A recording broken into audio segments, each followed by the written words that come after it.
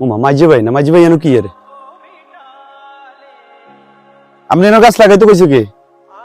কে কইতো মানে এটা আমার বাপের পিন্ডা আয় গাছ লাগাই আবার কইব কে আরে ভাই আপনি এনো গাছ লাগাইন না, আপনি নতুন গাছ উঠালাম। গাছ উড়ালাইতাম মানে তুই এটা কি কস? এ বটা ভাই মিয়াইন কিছে কি রে? সলে কি কে হুনেন ইগে আরে ক ইয়া না গাছ লাগাইছি কে গাছ ইগে উড়ালাইতাম কি রে কি গাছ উড়ালাইতো? বড় ভাই আই কইছি গাছ উঠালাই তো, গাছ উঠালাম না, সমস্যা হবে না, ঝামেলা আছে। আই বুঝলাম না তোর কথা, জামিলে কি এনো? আঙ্গো বাপের পিন্ডে বাপের জায়গা। বড় ভাই আপনি যেটা কইছেন এটা ঠিক আছে, তবে এটা এখন আর আমাদের বাপের সম্পত্তি না। বটা ভাই ইগে মনে হাগলই আইছে ইগে কি কই গিরিয়া এটা বেলা আঙ্গ বাপের সম্পত্তি না আইও তো বুঝি না ইগে কি ইগে লাগে দিন দিন হাতাইলে না হইছে। তো এটা আঙ্গো বাপের সম্পত্তি না হইলে এটা কার?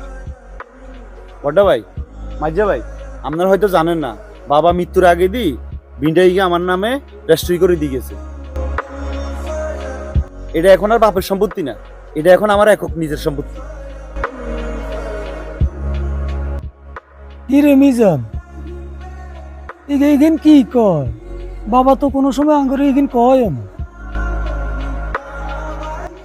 তা আমরা 3 ভাই 2 বোন, সম্পত্তি ইগেন আঙ্গো এই 5 জনের নন।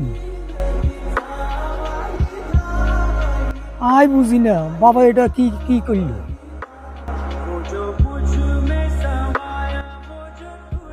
না বড়া ভাই আব্বা জীবনে এটা করি না ইগে নিশ্চিত জালিয়াতি করছে।